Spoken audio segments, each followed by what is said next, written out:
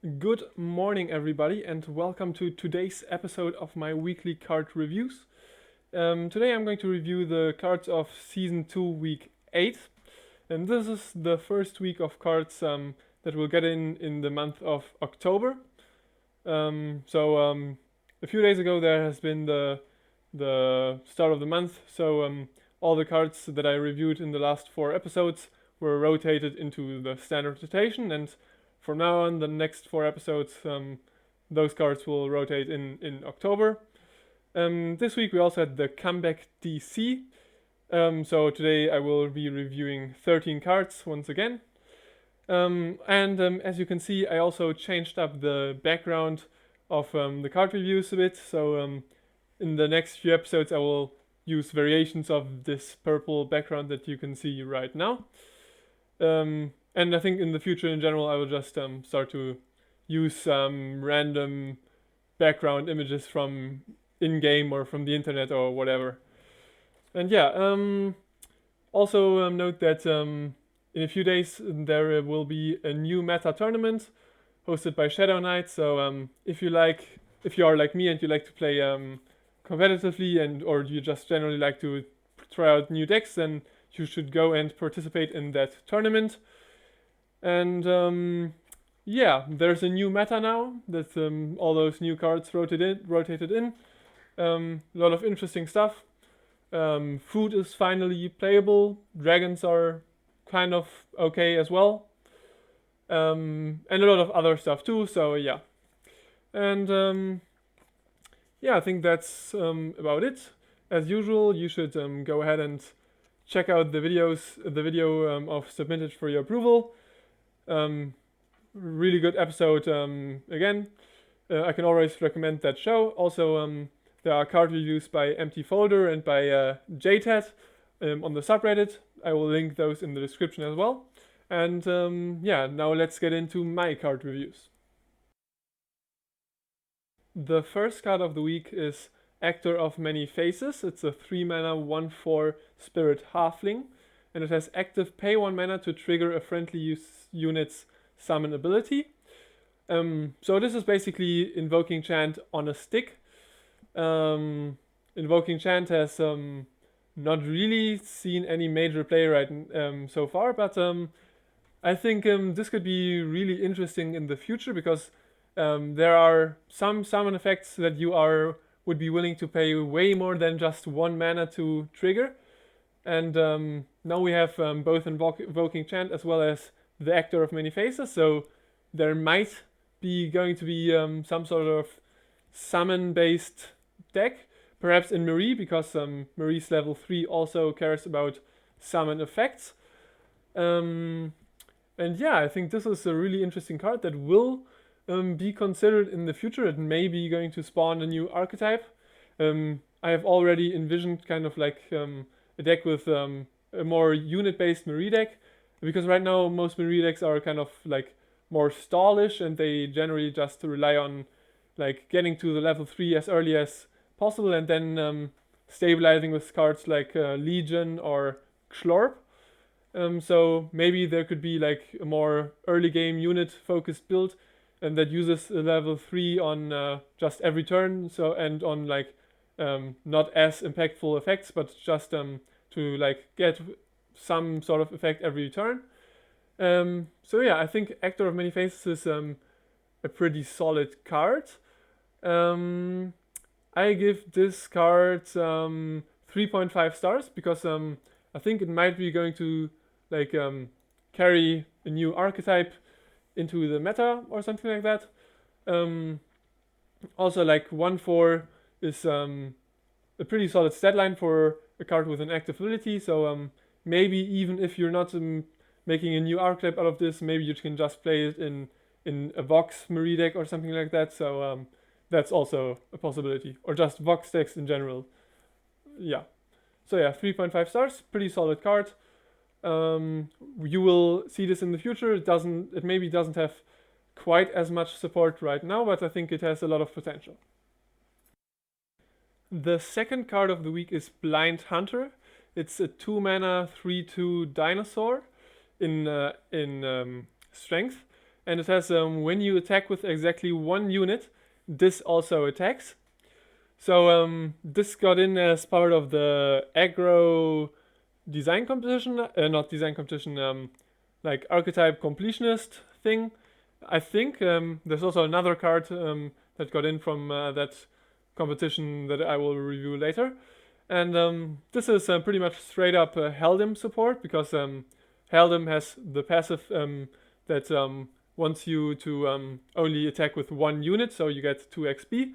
And with this, you can kind of get a 2 mana 3/2 agile that doesn't count as attacking, because if you attack with one unit on turn 2, and then this will attack as well, but you will still get your 2 EXP. So that's pretty solid. And like the problem that Heldim has right now is that he wants to play aggro, but then again he also doesn't want to play a lot of units, because then you can't trigger the passive ability. So far there have been mainly like equipment Heldim decks that focus on buffing up Cassiel or some other units and only attacking with that. And this is a way to kind of work around that and still attack with multiple units. And I think Blind Hunter is a pretty good aggro card for Heldim decks. So it's basically 2 mana 3/2 agile, and yeah, I do want to play that in my Heldim aggro deck. And even if you don't play unit turn 1, then this will still be kind of useful later on, because it still means that you can attack with one unit and this will attack as well. So I think this is going to be in most Heldim decks. Like, of course, it's not going to be in something like Lizabos, because those have to play mainly Lizabos and not too many other units. But yeah, I think this is pretty much a staple in Heldim decks, therefore I give it 4 stars. It could probably be even higher, but I think it's like a 2 mana 3/2 agile is pretty good, but it's not like super insane. So yeah, 4 stars. I think this is pretty much a Heldim staple, and yeah, pretty good. The next card of the week is Bytewing. It's a 6 mana 5/5 dragon in strength, and it has flying and summon Scour 3, then reduce the cost of the top card of your deck by 2 permanently. This is the first of a bunch of dragon cards to get in this week, and it follows the usual dragon synergy theme of like scouring and then like doing stuff with the top card of your deck. So it kind of is a setup card for other cards that interact with the top card of your deck and whether or not it's a dragon. So obviously this goes right into all the dragon decks, because it's pretty good. And like also I think this is like a bit of an underrated card, because I think it's actually has a few use cases, and it's like pretty, like it's actually really strong. Because like, okay, first of all, let's look at this from like a pure value perspective. Because theoretically you could say this is a 4 mana 5/5 flying with summon Scour 3, because you reduce the card's cost by 2, so it's basically 4 mana. Now of course that's only half true, because it's kind of like slow cost reduction, because it reduces the top card of your deck, so you might only be able to get the cost reduction into effect on the next turn or even later. But then like like a 4 mana 5/5 flying Scour 3, that would be really insane, and it would probably even be insane at 5 mana or something like that. So that already is an argument to play the Bytewing. And also aside of the dragons, like you should ask yourself like what deck wants to play scouring effects. Combo decks, exactly. And what decks want to reduce the cost of their cards? Exactly, combo decks. So I think this is a really good card for decks such as the Legion Remasterer Demanti combo deck, because it enables you to scour and look for your combo pieces, and then if you find them, you can directly decrease their cost by 2, which I think is very good for basically all combo decks to ever be in Pelma or like Heldim, but you basically only play combo decks in Pelma. if you're playing strength. And yeah, and like you could even play this in some sort of good stuff deck, because like it has so much value attached to it, that it might actually be worth it. So I rate this card 4.25 stars. I think it's just really good in dragons, good in combo decks, especially the Legion Demanti deck, which I also believe to be very, very strong right now. So yeah, really strong card. And yeah, another tool for dragons, of course. The next card of the week is Copper Dragon. It's a 5 mana 5/5 dragon in strength. And it has flying, and at the end of turn, duel a random enemy unit. So I think this card is not as strong as the last one. Usually, random effects always have a bit of like the downside that they can have like good results. For example, like the Copper Dragon is probably best if it manages to like duel multiple small units of the Curse of multiple turns, because on the surface this could kind of be seen as like a card that has 2 actions every turn. So like and first of all you can like block or attack, and then you also get to duel a random enemy unit. Then again, like if you use like the dueling effect kind of is strange in terms of the flying, so the flying might be useless in some situations. And also like this card, you can't really play it if your opponent has like a 6/6 on board or something like that, because then like it might be just going to die instantly, and that's not what you want. Also, it only has minor synergy with dragon cards, because like it doesn't it really just has a kind of generic effect. Yes, you could say that like the more attack and HP your Copper Dragon has, the more duels it will be able to do, and the more you will get out of its effect. So I do think that this will probably end up in dragon decks as well, but I think it won't be as important for them, and they might also just not play it because it's too slow or too inconsistent or something like that. So yeah, I give Copper Dragon 3 stars. It might be going to see play in those decks. Also, like 5 mana 5/5 flying, that's not too bad anyways. So yeah, card is definitely kind of like it's a solid card, but it's not too amazing. The next card is Crippling Geodeslide, and it's a 2 mana strength action, and it has each player loses 1 max mana, draw a card. Also, the card is from Vanorad, so from the dwarf realm, and it's pretty easy to see that this is supposed to be a dwarf synergy card, because some dwarves are based on you losing max mana.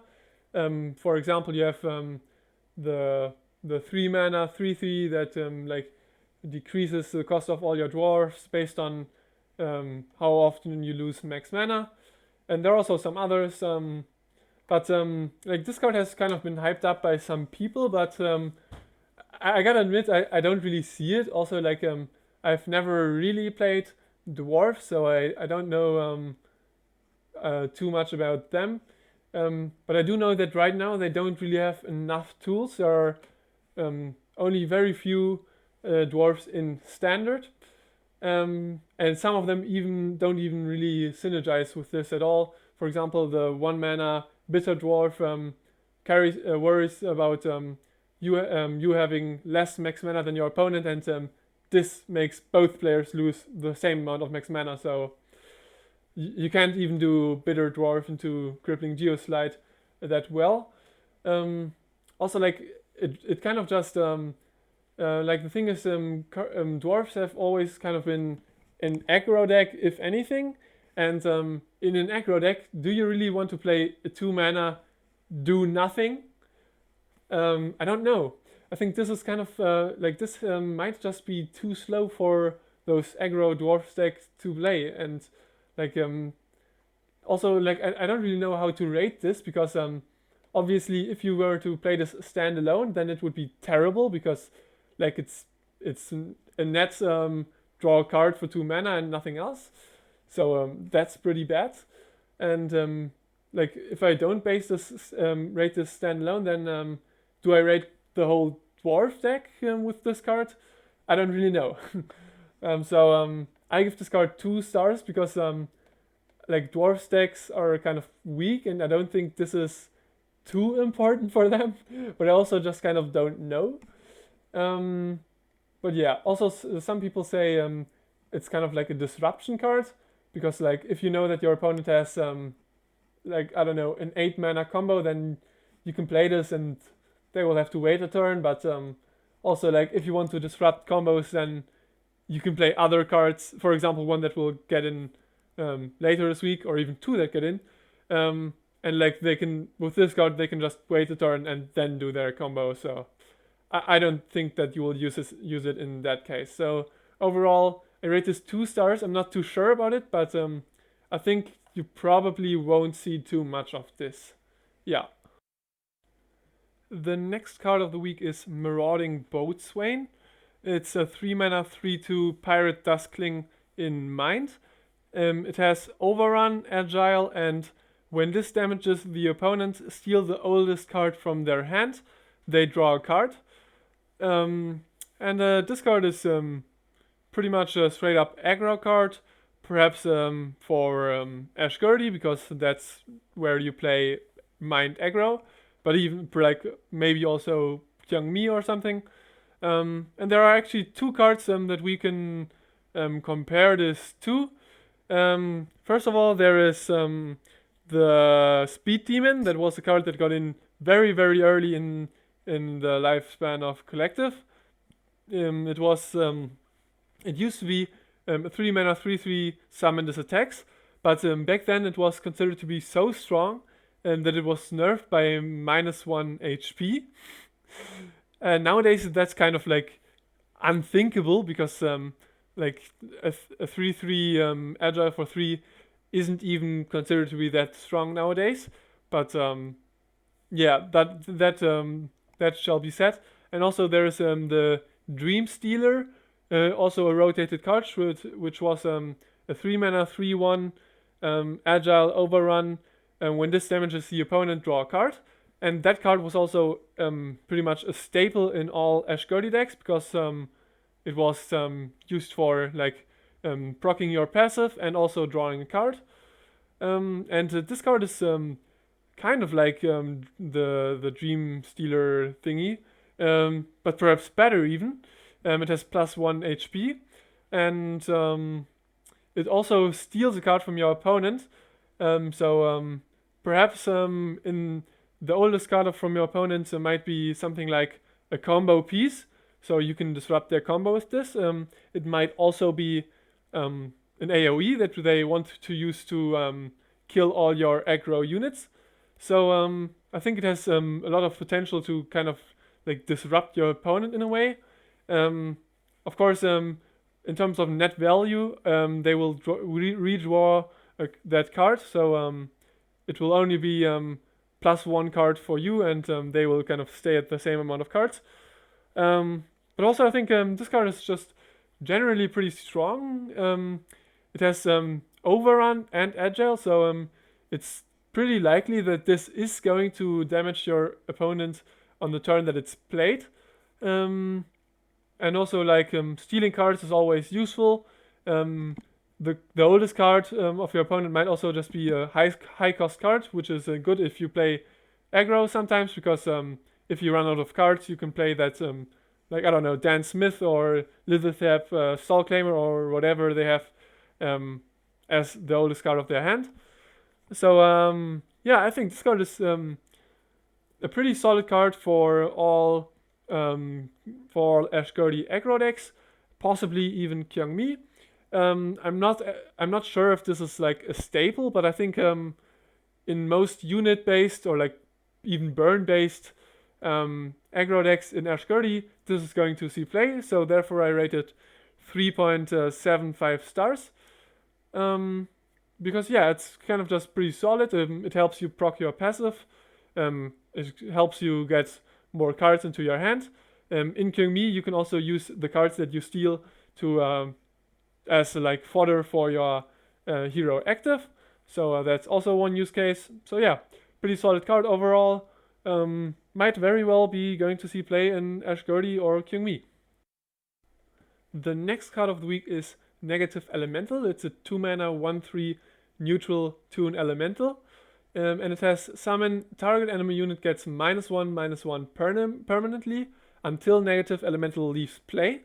So this card can be compared to Cat with a Frying Pan, and I think the one thing that you have to consider is that Cat with a Frying Pan costs only half of the Negative Elemental, so that is very considerable.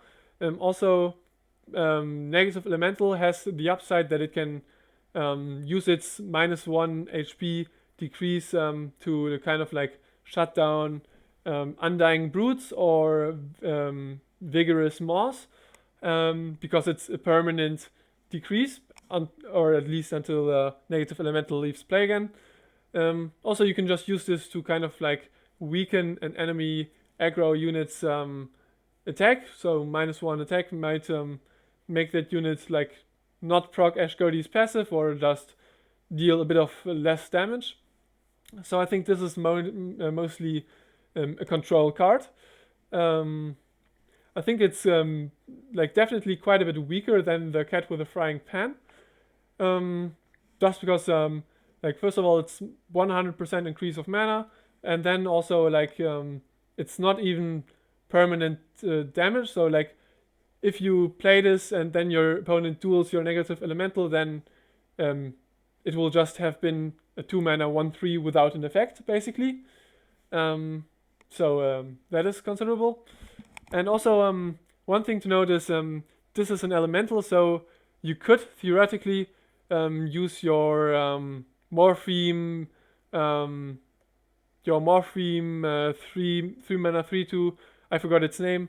You can use this to like fetch out your other elementals, like your Aragos Bled, for example, which is also an elemental. So yeah, I think this card is kind of solid. Like just the fact that it's neutral might make it worth to be considered for a variety of decks, but I don't think it's that oppressive. I give it 3 stars flat. And yeah, I think it's like it could be played. Like of course it's going to be played in like egolessness decks and maybe in like some controlish like death decks or Pelmar or something like that. But I also think that those have better stuff to play right now. So I think it's in a lot of cases it will be outclassed by other cards, but it's also just kind of a card that you can consider putting into your deck whenever you're building whatever deck. So yeah, kind of solid card. The next card of the week is Psychic Split. It's another neutral card, and it's a 1-mana split card, an action of course, and it has choose to play Mind or Matter if you have enough available mana, and Mind is like the 0-mana Mind version that says players cannot play units this turn, and Matter is the 0-mana Strength version that says players cannot play actions this turn. So this card is very interesting. It has already been very controversial, and I will jump on the train and think I think this card is really, really strong, and it's definitely going to define the meta by a bit, because locking your opponent out of playing the one whole unit type or one whole card type can be really, really strong, especially because like a lot of decks only play units right now, or they only play actions. For example, most aggro decks play basically no actions, and if they do, then they might not be able to play them at all times. And on the other hand, stuff like Control Rictic with all their Fog and AoE cards, as well as action spam Rictic, of course, those play barely any units at all. So I think this card can be really strong just as like 1 mana, your opponent can't play any cards this turn, which is obviously really, really strong.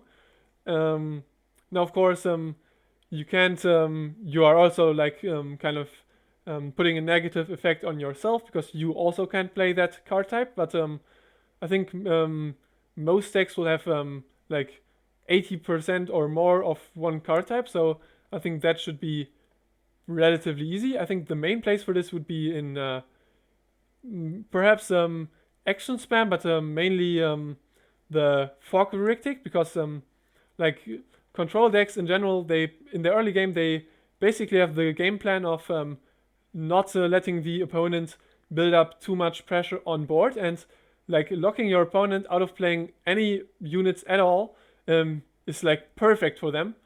And also look, like it's 1 mana, so you can also play something else alongside it. And yeah, I think Psychic Split is actually really, really strong. I rated 4.7 stars, so almost 5 stars. Why I didn't rate it 5 stars flat, because I'm not sure how strong it will be, because like it also kind of depends on initiative. So if your opponent has initiative, they can like play a unit that costs all of their mana, and then you can already not play Psychic Split that turn. But of course, like you can just play it the next turn or something. So it's still pretty strong. Also, this is a perfect combo disruption.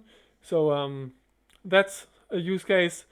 And yeah, I think this will just generally be something that can be very, very annoying because it makes you unable to play cards. And yeah, I think this will be very, very strong.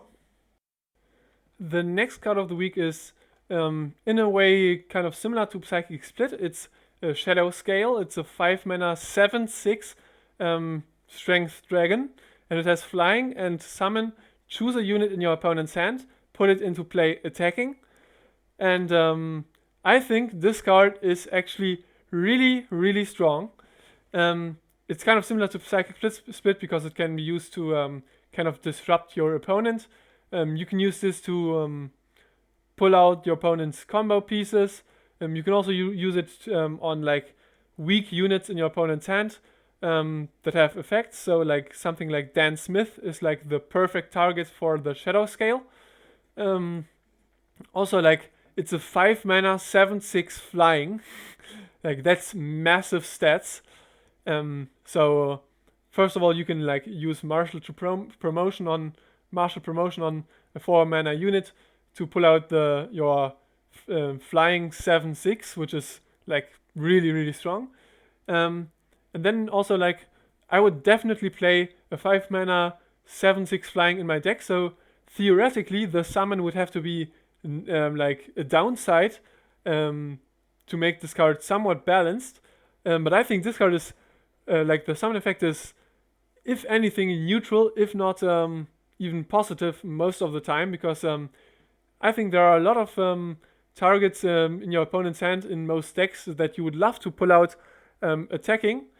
So Dan Smith, of course, was one example, but like you can just look at the cards from this week, like stuff like negative elementals or like I don't know, Actor of Many Faces, like really anything that has a summon effect or has like an effect that requires them to like not attack and block and something.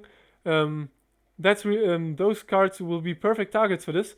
Also, the fact that it attacks means that you can directly block that card with one of your cards. So you can it can be pretty much like eliminate a card from your opponent's hand in a lot of scenarios.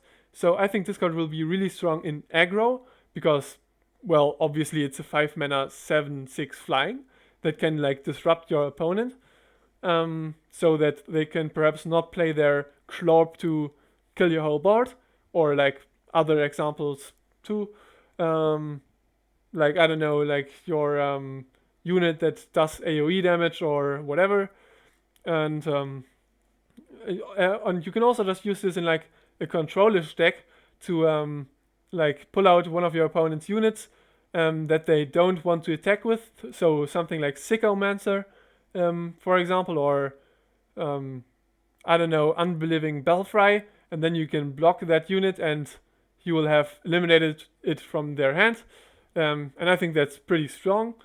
And I think this card is 5 stars. It's really, really strong. It's like, it's way overstated, and it has like an effect that is mostly positive. So yeah, I think this card might very well be going to be nerfed.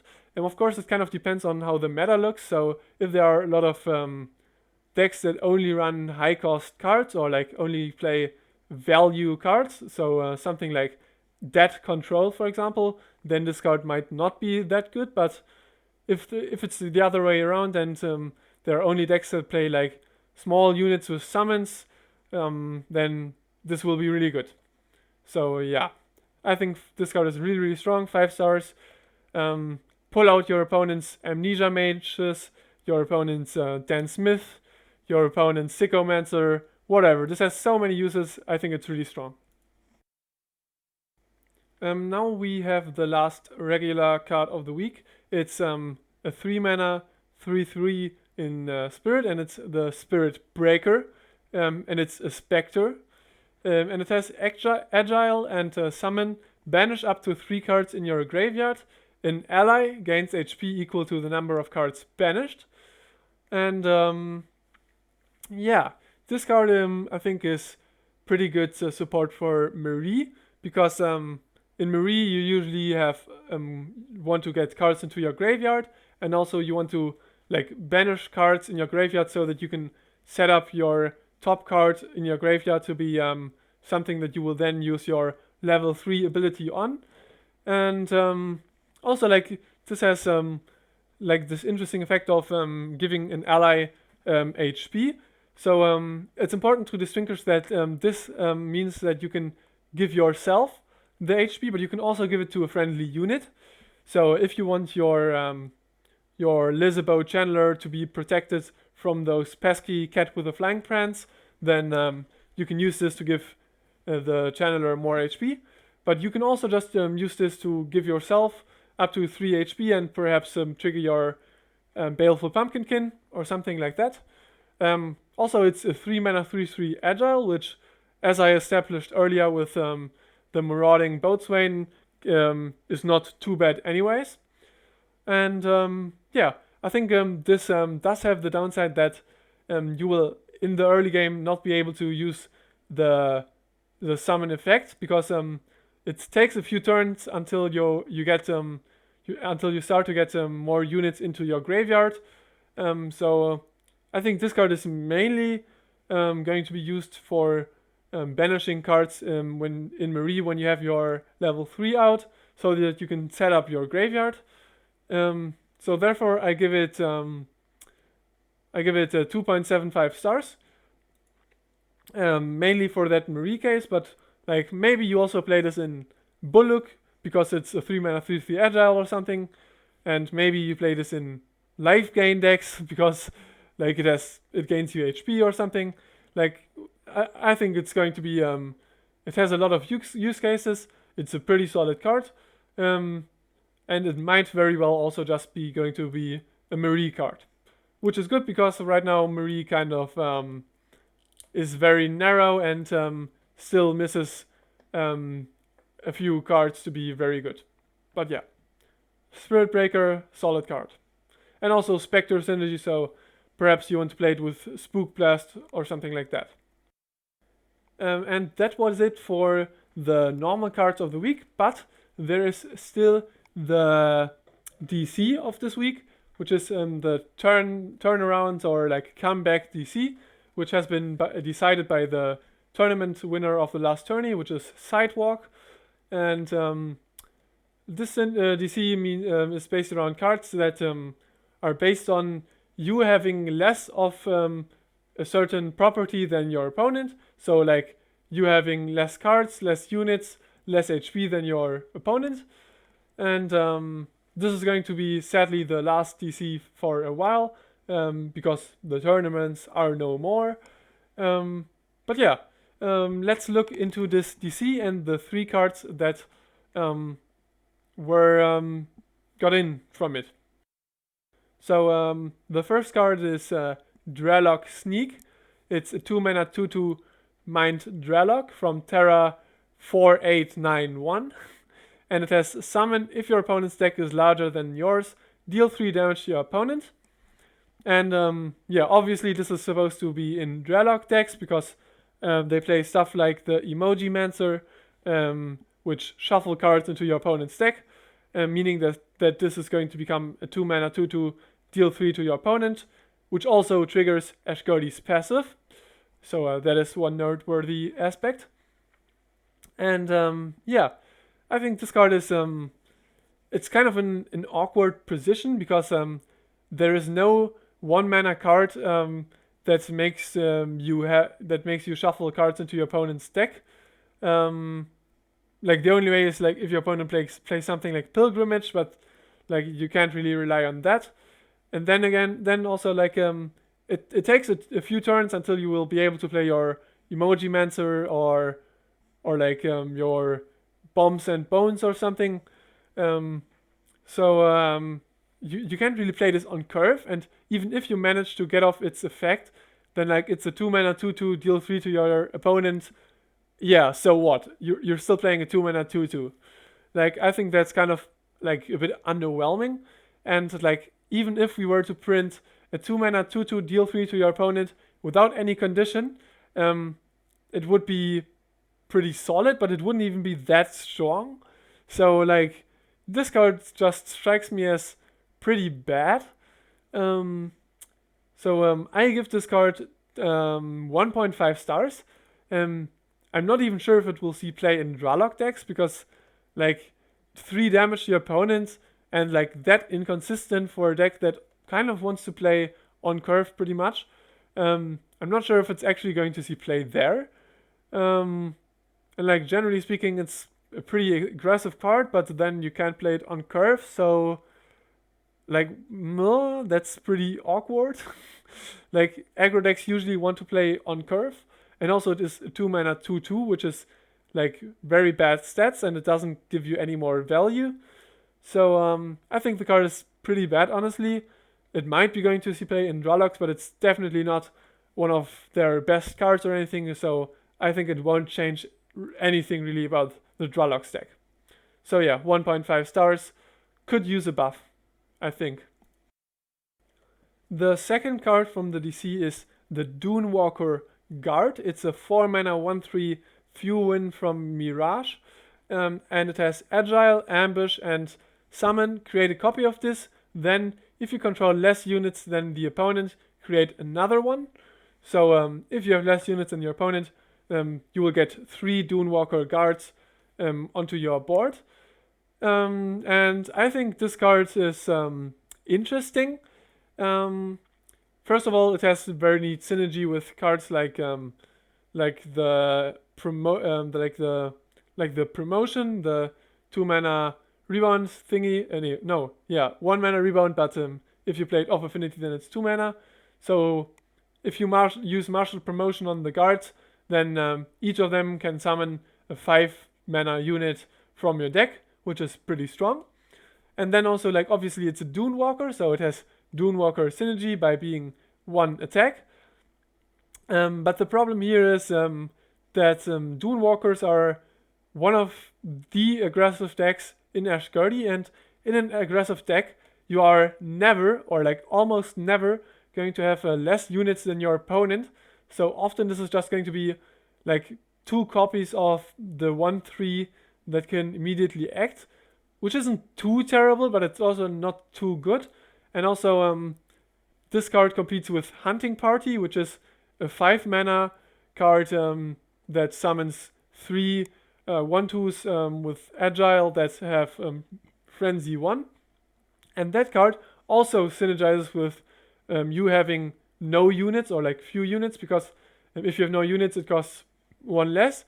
And it is guaranteed to create 3 units, so even if it costs 5. Therefore, I think in a lot of cases, the Hunting Party is just going to be better than the Dunewalker Guard, and you're just going to play the Hunting Party instead. But perhaps maybe you also play the Guard. So overall, I think if this has a place, then it's probably in the Dunewalker deck. and even there I think it's not too important, so I don't think it makes too much of a difference for those.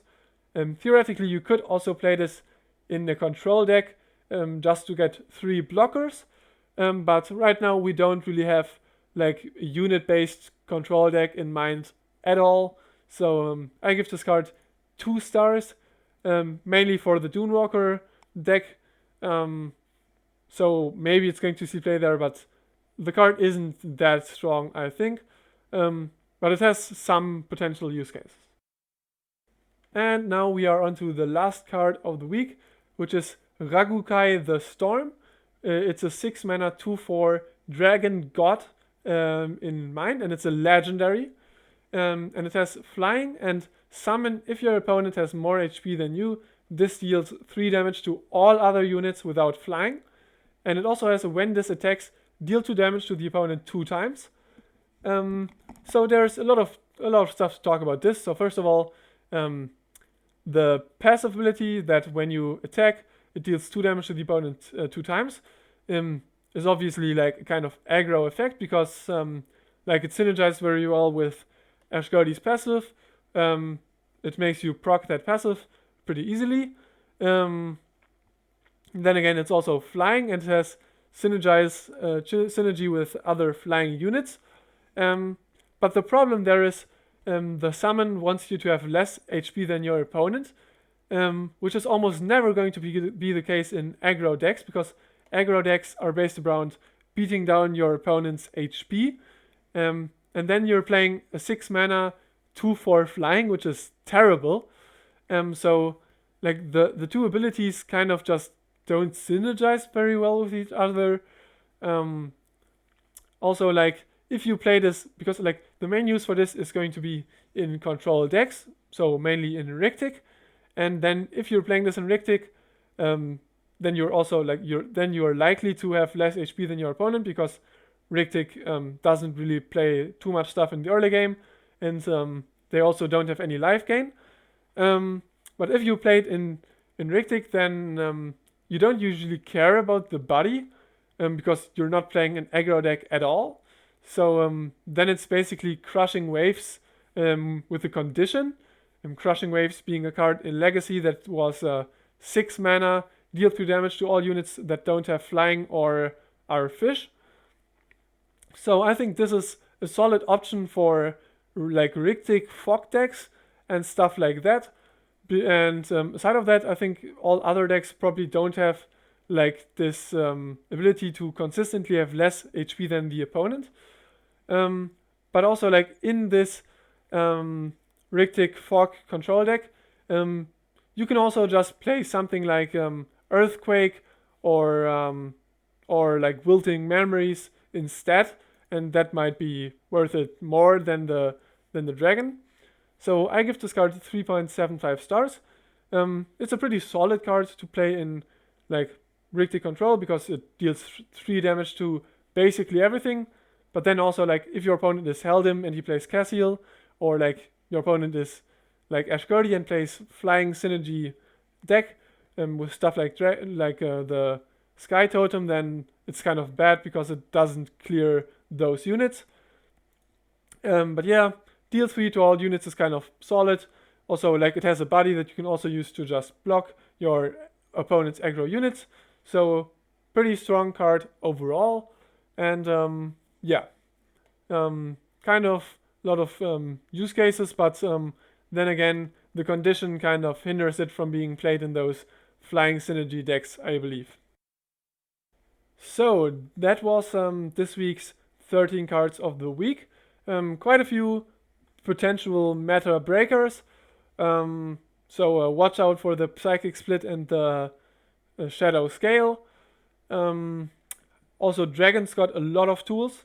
And yeah, I think it's going to be an interesting bunch of cards that will get into the meta. But also, like, there's still 3 more weeks to come, so we can't really make too much predictions right now. So yeah, keep playing Collective, watch Submit It for your approval, read the card reviews or whatever. And yeah, stay well and see you soon.